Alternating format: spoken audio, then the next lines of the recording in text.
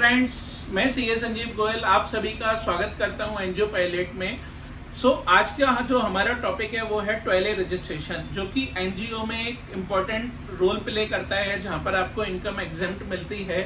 तो toilet registration को लेकर बहुत सारी क्वेरी आती रहती हैं, तो इस वीडियो के माध्यम से हम डिफरेंट सिचुएशन क्लियर करेंगे। तो दोस्तों, अगर आप एक नई ऑर्गेनाइजेशन है और आपकी एक्टिविटी अभी तक स्टार्ट नहीं हुई है, तो आपको प्रोविजनल रजिस्ट्रेशन अप्लाई करना होता है। बट अगर आपकी एक्टिविटी स्टार्ट हो गई है नई ऑर्गेनाइजेशन से और आपने प्रोविजनल रजिस्ट्रेशन अप्लाई नहीं किया था, तो आपको सीधा अप्लाई करना है परमानेंट रजिस्ट्रेशन।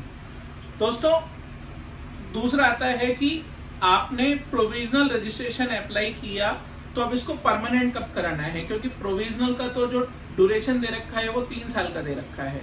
तो 3 साल में आप जब भी अपनी एक्टिविटी स्टार्ट कर ले रहे हैं, उसके 6 महीने के अंदर आपको परमानेंट के लिए एप्लीकेशन अप्लाई करनी है और आपको अपना परमानेंट रजिस्ट्रेशन कराना है। तो वो आपको परमानेंट रजिस्ट्रेशन आगे 5 सालों के लिए मिल जाएगा।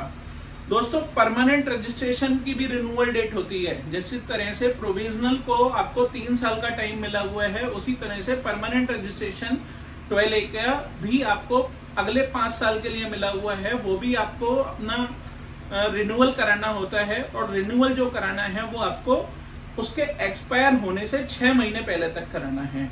तो दोस्तों, ये टाइमलाइंस ध्यान रखना जरूरी है, और किसी वजह से अगर आप इन टाइमलाइंस को पूरा नहीं कर पाते हैं, तो आपके पास केवल एक ही ऑप्शन है, that is condonation of delay.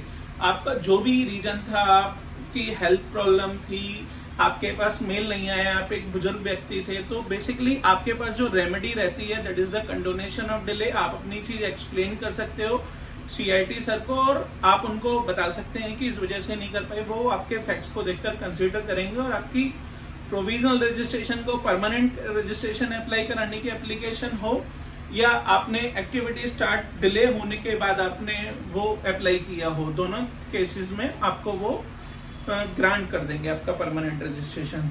दोस्तों, बहुत बार क्या होता है कि जब प्रोविजनल रजिस्ट्रेशन आपको मिला था और परमानेंट रजिस्ट्रेशन आपने अप्लाई किया, तो परमानेंट रजिस्ट्रेशन किसी वजह से आप जवाब नहीं दे पाए, आपकी पेपर्स आप पूरे नहीं कर पाए, ट्रस्टी मौजूद नहीं थे, कोई भी चीज हो सकती है, तो उन चीजों के चलते आपका वो रजिस्ट्रेशन ग्रांट नहीं हो पाया।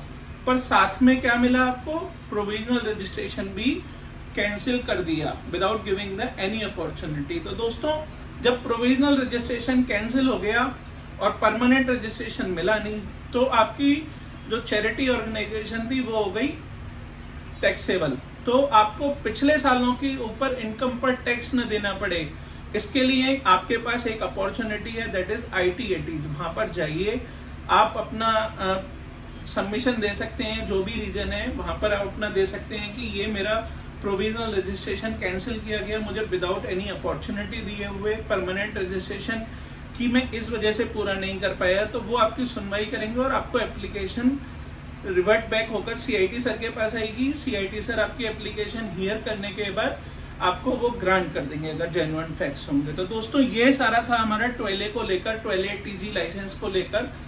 ठीक उसी तरह से ATG का भी होता है। अगर इस संबंध में कोई आपकी क्वेरी हो, कोई सिचुएशन हो, तो आप जरूर कमेंट बॉक्स में कमेंट करिएगा, अपनी क्वेरी पूछिएगा। Thank you.